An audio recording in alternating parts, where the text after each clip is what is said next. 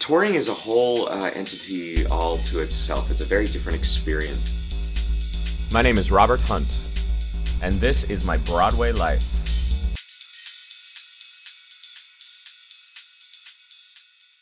The worst part about touring, for me personally, is being away from my partner, being away from my real life. Rob and I met through friends in the business. Frank is a good guy. There's nobody who knows Frank who doesn't love him. We had a couple mutual friends and we became close friends through that. He's hilarious and he's warm and he's so intelligent and very caring. A few months later, I woke up at 3 a.m. and said, I want to be with Robert Hunt. And I remember I was like in my very dark room. I sat straight up in my bed and I was like, yeah, Robert Hunt. I compare everyone else against Robert Hunt. Robert Hunt's who I want to be with. But he's just a really, really great guy. That's how I describe him.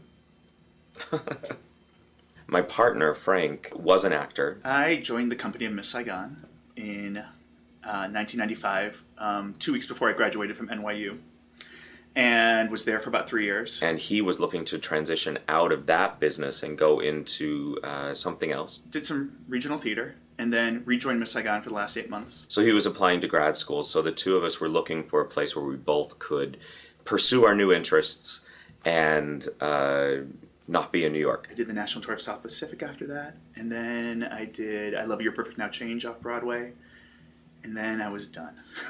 So he got into the University of Chicago, and so we went to Chicago because it's a great theater community there as well, and I feel like I will be able to carve out a niche for myself.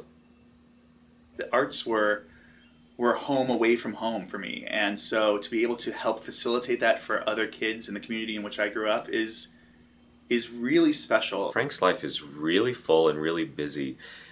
He just graduated from school, so it's a little different now than it has been for the last 2 years. Now I'm working as a program associate at a foundation in Chicago. It provides grants to education, health, social service, and arts organizations, specifically in the Chicago region. But it starts very early in the morning, hours that I never see, like 6 a.m. I love the career path I've chosen for myself, especially right now because I'm able to still maintain a connection to the arts world by reviewing nonprofit organizations in Chicago. He works really, really hard during the hours that I'm doing nothing. Rob is he's so committed to me being successful in my work that it feels like it's a way for us to kind of maintain our relationship to the arts, which has been so important to us.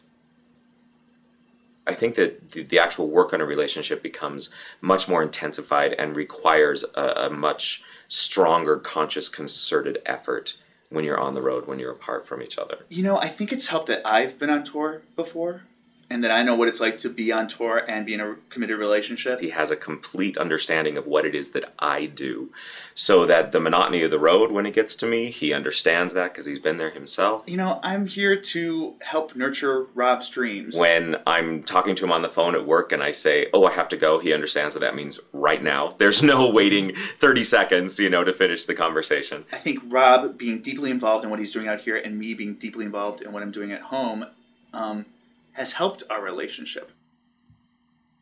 The hardest thing about not being face-to-face is that there are a lot of conversations you can have when you are face-to-face that you can shorthand. I think when you go on tour sometimes it's easy to remove yourself and kind of live an alternate reality. But I think we kind of took measured steps to make sure that our reality was always reality, that it was very real. Technology has actually helped us be apart because we each have a webcam, so we try whenever possible to say goodnight face-to-face, which is really a nice thing. You didn't used to have that. I think about the days when there weren't cell phones. When I did tour, there weren't cell phones, or not everyone had one, and now we see each other. We have iChat, we see each other every day or every couple days, and it's great. So during the daytime hours, he's crazy busy, and we can grab a couple of minutes here and there to actually speak to each other. And then at night, when he's not doing anything, I'm crazy busy, so we grab a couple of minutes there. And when we get to see each other and have those moments, it's amazing. Interestingly, now I'm going back to New York to do the Broadway show. I was so looking forward to him coming home. July 24th has been a date that's been on my mind and in my heart for so long. But I felt open to the discussion. I really did, because I don't feel like, sure, is it a strain sometimes? Yes, but what relationship doesn't have its strains? When I left New York, I have to say, I would not say I will never be back here, because I knew in this business that I would eventually have to go back there. I'm excited for him. You know, I'm here to... I'm not here to get in Robert's way. I'm here to enable him to live his dreams, and this is just another step. So Frank and I are considering the Broadway gig as a regional job. We're not moving back to New York.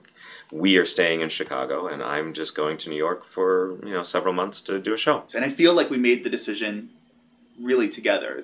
And it wasn't, it just organically happened, where I think it was like one morning I looked at him and was like, "You should do Broadway." And he's like, "I think I should do Broadway." And we're like, "Yeah." Wow, I'm getting very emotional. I'm looking forward to having him home, trust me, but it's been good. Oh.